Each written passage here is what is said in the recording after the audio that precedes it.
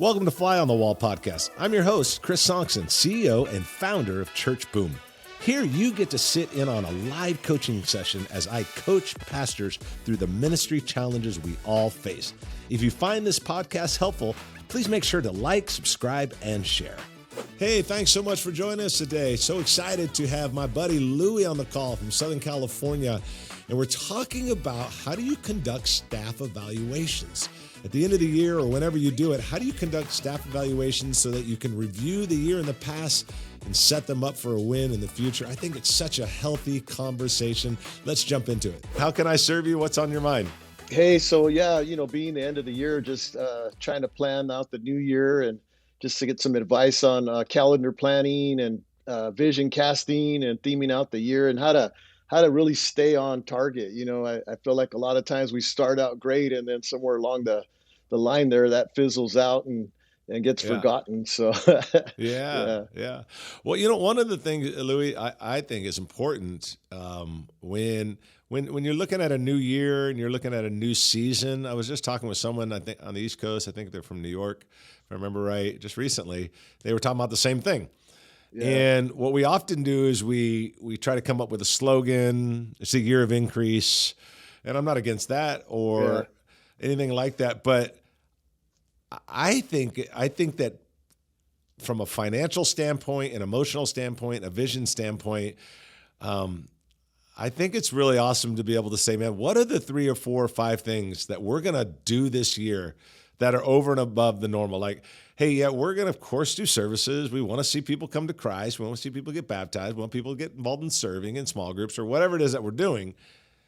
But, man, this year, we would like to partner with company or organization X, and we want to help feed 5,000 people in our community this year. Yeah. And then this year, you know what, man, we want to do is we want to be able to help like this or do that or do something for parents or do something for families. I think it's important in vision casting to be very, very clear. And vision casting is more about milestones and more about initiatives that I think people get excited about. Building a building, raising money, that's clear. You got to raise this money, you got to build this building, you got to do that. That's pretty clear. But sometimes we go into a new year and we're just going to believe God for, our church runs 300. We want to be 500 by the end of the year, and we want to do this and we want to do that. And I don't think there's anything wrong with that. But I think that in absence of clarity, people arrive to their own conclusion. And so to be really, really clear on like, okay, what is it that we're trying to accomplish? Yeah. What is the initiative this year? What's the thing that people could get behind? Because here's the other thing that's really powerful, Louie, is if you take, like I was helping this person on the East Coast, they've got certain things they want to do for families in the community. And then they got some things they want to do for teenagers that they want to partner with this organization. So they came up with like 4 or 5 initiatives. Their church ain't that big. It's less than 200 people, probably less than 150 people. And I said, okay, come up with 4 or 5 initiatives. And then say, man, folks, this is what we want to do. Make it real clear. Put it into a nice presentation. This is what we want to do. And this is what we think overall it's going to cost. Man, if you want to give over and above in a missions line item or kingdom builder or whatever you want to call it, if you want to give X amount of dollars over and above, man, that would be awesome. And now all of a sudden people are giving and you're able to report all year long on what it is you're trying to accomplish. And that's the thing that I think is people get excited about, like, man, I want to get people excited this year. I want to cast vision. I'm like, my question always is, well, what are you doing? Yeah. What do you really want to do?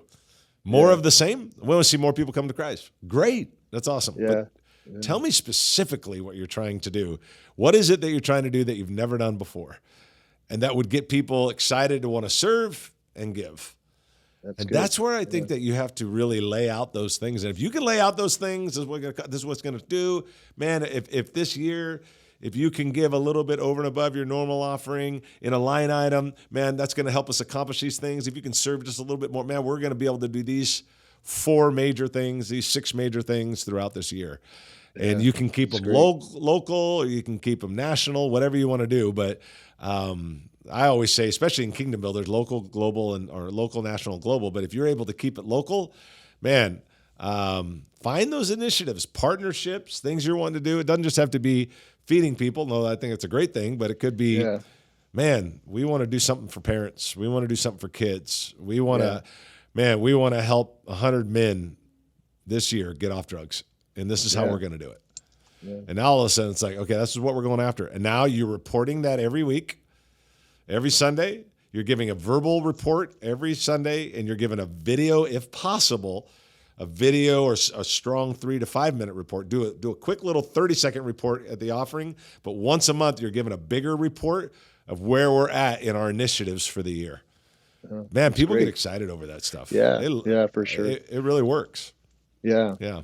Yeah, that's great. That's some Yeah. great advice for sure. Yeah, Yeah, and I absolutely. think even this generation's really, they're project driven. They want to see things, tangible things happening with what they're sowing into and investing in for sure. Yeah. Are you ready for my next question? Yeah. Yeah. I'm Yeah. here for you, So, man. being end of year, how do we do effective year end evaluations for staff? Effective year end evaluation. I like Man, to that's do great. check in, spiritual check in and all that. But how do we? Again, I guess it goes along with the first question is like, how do we set them on the right track, Yeah. get that train rolling? That's great. Well, one, staff evaluations, there's so much out there. I mean, if you were to Google staff evaluation form or staff evaluation template, man, you'll find a million things out there. And you can kind of create your own and kind of figure out maybe, the top 10 things you want to ask or evaluate or whatever. I can just tell you from experience the things that I want to make sure that, like, if I was going to do a search on it and try to come up with the top 10 thing, create a little form that I could sit in front of someone and do evaluation. I know there's a few things that I would want to make sure that was on there. I want to make sure that there's a point of celebration, Okay. because you can't just be evaluate the negative. Yes. So we got to look and say, man, here's the 3 or 4 things, children's pastor, worship director, pastor, whatever. Here's the top 3 or 4 things that I've seen this last year that I think has been really great. I've seen you do this. I've seen you do this. I've seen you done this. This is what you accomplished. That's been amazing. Yeah. Okay. That's one thing. I want to make sure that I'm able to praise them for the past. Second thing is I also want to give them a moment where they evaluate themselves. So that's somehow in the middle of it. Again, I'm not giving you 1, 2, 3, 4, 5, Yeah. Google it, man. You'll have more in 15 minutes. You'll have more and more stuff Yeah. you know what to do with. It doesn't take long, but I love making sure that I'm pointing out the top 4 things, 3 things, whatever, 3, 4, 5 things. Secondly is I love when they're able to evaluate themselves. How do you think this year's went for you? What have you liked about it? What did you wish you would have did better? Where do you wish you would have leaned in a little bit more? Where do you think you came up a little bit short? Where do you think you did extra good, extra well in an area? Whatever, however you want to phrase that. Allow them to evaluate themselves. Then now let's move forward. Let's look at the year and let's talk about objectives for the year. And I would look at, if it was me, I would be looking at personal development and ministry development. Let's talk about you personally. Let's talk about a few things that are going to make you a better leader 12 months from now. Yeah. What can we do? What's the objective? So we're evaluating the past, okay? We're celebrating a few things. We're letting them speak into it. Then we get to speak in it. It's nice if they speak into it, especially if you have 4 things that are negative that you want to talk to them about, and they bring up the 4 things. Yeah. Then it's Perfect. like, hey, I'm not getting on you. You're the one that brought it up. It's kind of but you're able to evaluate and say, yeah, I would have loved to have seen this. I feel like there's been some falling short here. I feel like we haven't followed through here. Okay, we deal with the last year, the last 12 months. Let them speak into it, and then you kind of add to that. Yeah. Now we're going to look to the future, because I think staff evaluations also needs to look to the future. How do we make this year better than the last year? And then we look at 2 categories, personal and ministry development. What personally do you need to do? Well, let's talk about that. What do you think needs to happen? Again, people support, Louie, whatever they create. Yeah. So if that's they good. feel like they're creating, okay, personally over the next year, I need to do better personally. I've got to grow. I've got to read a book. I got to get a coach. I got to get some help, whatever it is they want to do. So now there's 3 or 4 things. Okay, great. That's great. That we talked about the personal. Now we got that clear. You guys together come up with personal objectives for the year. Then together, now let's talk about your ministry. Yeah. Where do you think 12 months from now we need to be? They're probably going to go to numbers. Everybody always does.